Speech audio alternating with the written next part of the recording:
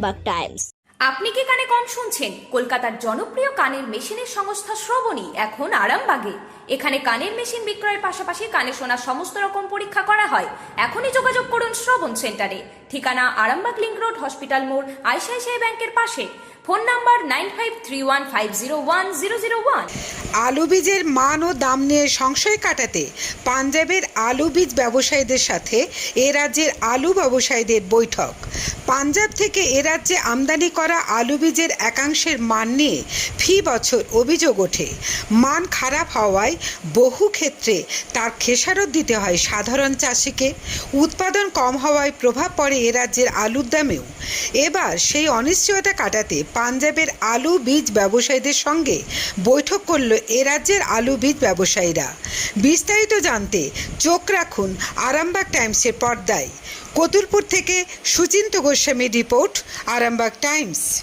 আলু বীজ খারাপ হওয়ার জন্যে আমাদের রাজ্যের কৃষকরা বা আপনারা কতটা ভুক্তভোগী? আলু বীজ খারাপ একটা অংশ হয়, কিছু অসাধু মানুষ এই ব্যবসার সঙ্গে যুক্ত থাকে, আমাদের এখানকারও থাকে এবং তার সঙ্গে পাঞ্জাবেরও একটা অংশের চেন আছে। এই চেনটাকে অফ করার জন্য আমরা দীর্ঘদিন ধরে আমাদের সমিতি লড়াই করছি। আমাদের উদ্দেশ্য একটাই, সমিতিগতভাবে, এবং আমরা ব্যবসায়ী, আমাদের সম্পর্ক চাষির সঙ্গে, ব্যবসায়ী সম্পর্ক পাঞ্জাবের সঙ্গে।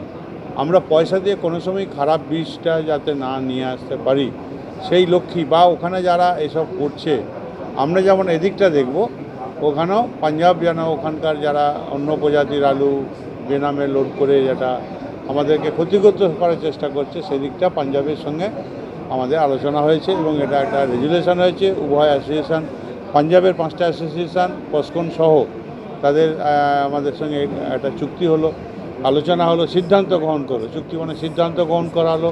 বোথ অ্যাসোসিয়েশন আগামী দিনে ভালো আলু বীজ বাংলায় আসবে এবং মেম্বার টু মেম্বার ব্যবসা হবে।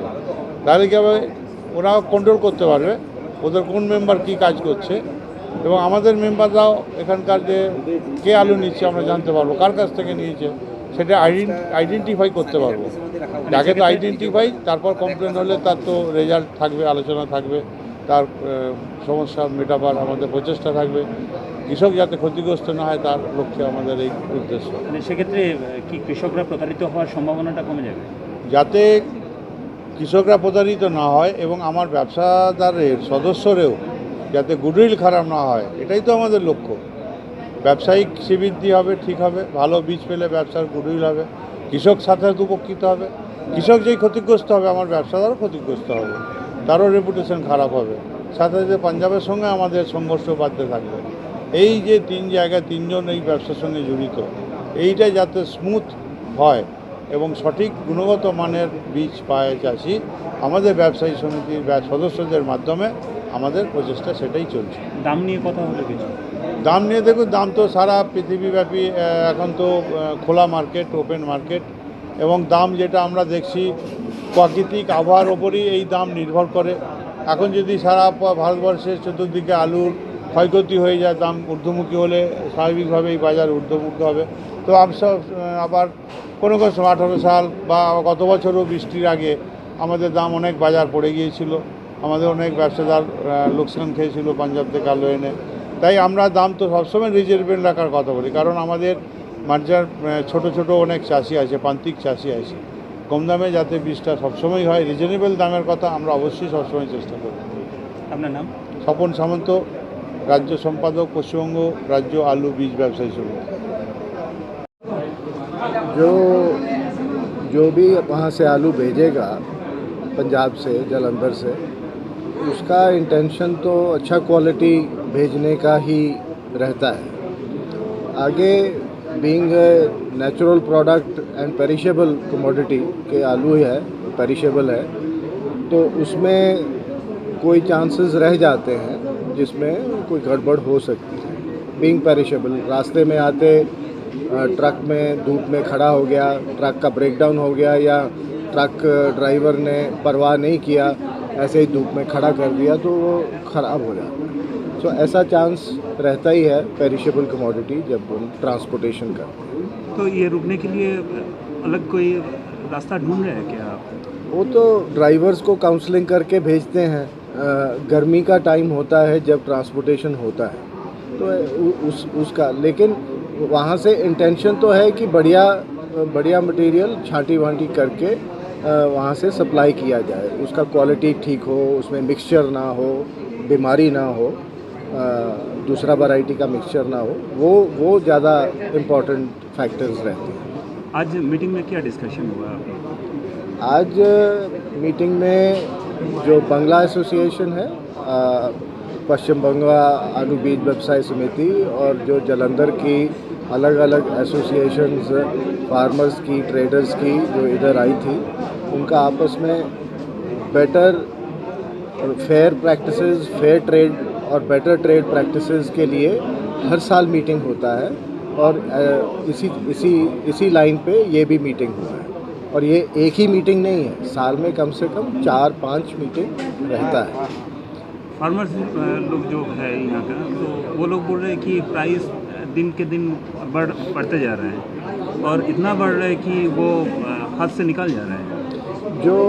जो भी किसी भी कमोडिटी का प्राइस है, वो प्रोडक्शन पे निर्भर होता है कि उसका प्रोडक्शन कितना हुआ है प्रीवियस सीज़न में, कितना उसका अवेलेबिलिटी है, प्योरली सप्लाई और डिमांड।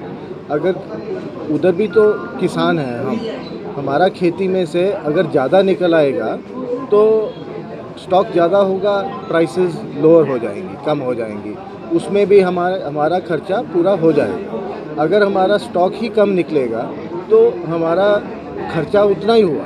खेती करने में, एग्रीकल्चर में खर्चा उतना होता है, फर्टिलाइज़र है, पेस्टिसाइड है, डीजल का और लेबर का, वो कॉस्ट स्टैंडर्ड कॉस्ट है।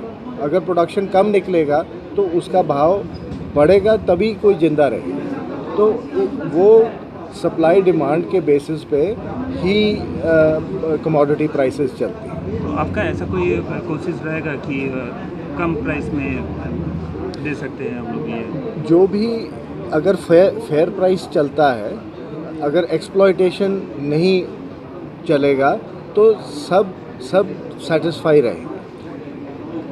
उधर से जालंधर से सप्लायर और बीच में ट्रेडर, फार्मर तक पहुंचते कि वो ज़्यादा बढ़ ना जाए। तो आपस में जो जनरल अंडरस्टैंडिंग यही रहती है कि इधर का ट्रेडर भी लिमिटेड मार्जिन ही कमाता है। तो अगर वो कोई ट्रेडर ज़्यादा मार्जिन कमाएगा तो उससे प्राइसेस छत फाड़ के बाहर निकल जाएंगी और वहाँ चासी मुसीबत में आएगा। लेकिन इधर का ट्रेडर भी समझदार है कि उसको भी रीज़नेबल ही प्राइस रख के चलता है मार्जिन। এই আলু বীজের জন্য বাংলার আলু চাষ ঠিক কতটা ক্ষতিগ্রস্ত হয়? এটা সেভাবে বলা যাবে না। আমরা চাইছি মানে আমাদের আলু ব্যবসায়ী সমিতি, মানে পশ্চিমবঙ্গ প্রগতিশীল আলু ব্যবসায়ী সমিতি এবং আমাদের পশ্চিমবঙ্গ রাজ্য আলু বীজ ব্যবসায়ী সমিতি, এই দুটোকে মিলে আমরা চাইছি পাঞ্জাবের সাথে এই ডিলিংসটা ঠিক করতে, যাতে সঠিক মানের বীজ আসে এবং চাষিরা সঠিক মানের বীজ পেতে পারে। সেটাকে পূরণ করার লক্ষ্যে আমরা এইসব মিটিং আয়োজন করে থাকি। এরপরে আমরা এটা দেখেছি, যদি কৃষক বাঁচে তাহলে আমার বাংলার আলু বীজ ব্যবসায়ী হোক আর আলু ব্যবসায়ী হোক, তারা বাঁচবে, আর বাংলার আলু ব্যবসায়ী বাঁচলে পাঞ্জাবের ব্যবসায়ীরাও বাঁচবে। কাজেই এটা সবারই স্বার্থ জড়িত। এবং যে খারাপ মানের বীজ কিছু পাঞ্জাবের অসাধু ব্যবসায়ী আছেন, আমাদের বাংলার কিছু অসাধু ব্যবসায়ী আছেন, তারা এটা করে থাকেন, তাদেরকে আমরা প্রবলভাবে প্রতিরোধ করার চেষ্টা করছি এবং যাতে সকলের সহযোগিতা পাই। যদি খারাপ মানের বীজ কেউ আনে, 2 নম্বরই কোম্পানির বীজ আনে, অন্য স্টেটের মানে যেটা পাঞ্জাব বীজ নয় সেটাকে নিয়ে এসে পাঞ্জাব বীজ বলে চালানোর চেষ্টা করে, সেটা আমরা প্রবলভাবে বাধা দেওয়ার চেষ্টা করে বাংলার চাষিদের স্বার্থে কাজ করছি। তার সাথে সাথে আমাদেরও স্বার্থ পূরণ হচ্ছে। গত বছরই আমরা দেখেছি আমাদের এই বৈতল এলাকায়, বাঁকুড়া জেলারই, সেখানে আমাদের বীজ এসেছিল একটা কোম্পানির নামে, একবারে বস্তায় মার্কা, স্টিকার সমস্ত কিছু ছাপিয়ে এখানে এনে বিক্রি করছিল। আমরা সেই আলু ধরে কিন্তু ওই আলু ফুডে বিক্রি করতে বাধ্য করেছি আমাদের লোক দিয়ে। তো এইভাবে আমরা চেষ্টা চালিয়ে আছি, গোটা বাংলা জুড়েই এটা চলছে। চাপাডাঙ্গাতেও হয়েছে, তারকেশ্বরেও হয়েছে, রোডেতেও হয়েছে, যে খারাপ মানের বীজ যদি কেউ এনে থাকেন সেই ব্যবসায়ীর কঠোর শাস্তির আমরা ব্যবস্থা করার চেষ্টা করে যাচ্ছি, কিন্তু আমাদের সীমিত সামর্থ্যের মধ্য দিয়ে। না মানে এই যে কৃষকরা প্রতারিত হচ্ছিলেন বীজের জন্য, তার ফলে তো প্রোডাকশন মার্কার ছিল, তার ফলে আলুর দাম একটা বৃদ্ধি পাচ্ছিল, এটা তো একটা না, এটা ঠিক কারণ না। একটা কারণ তো অবশ্যই এটা আছে, কিন্তু ওইটাই সব কারণ নয়। কেননা সঠিক মানের বীজই আসে ম্যাক্সিমামটাই, কিছু কিছু খারাপ বীজ আসে যেটার ফলে ক্ষতিটা হয় আর কি। মানে সেটা সেটা বিরাট সেটা কিছু পুরোপুরি না। বন্ধ করতে চাই। সেটা আমরা পুরোপুরি বন্ধ করতে চাইছি এবং বিগত দিনেও আমরা স্টেপ নিয়েছি। গত বছর বললাম বাঁকুড়াতেও আমরা স্টেপ নিয়েছি, হুগলি, বর্ধমান, মেদিনীপুর সবাই এ ব্যাপারে একদম মানে যদি ওই খারাপ ব্যবসায়ীরা যে কাজ করেন, চাষিদেরকে প্রতারিত করেন, তাদের প্রোডাকশান মার খাওয়ান, তাহলে সেটা গোটা আলু ব্যবসায়ী বলুন আর বীজ ব্যবসায়ী বলুন, তাদের ঘাড়ে এসে দায়টা চেপে যায়। সেই জন্য আমরা সবাই চেষ্টা করি যাতে এই ঘটনা না ঘটে।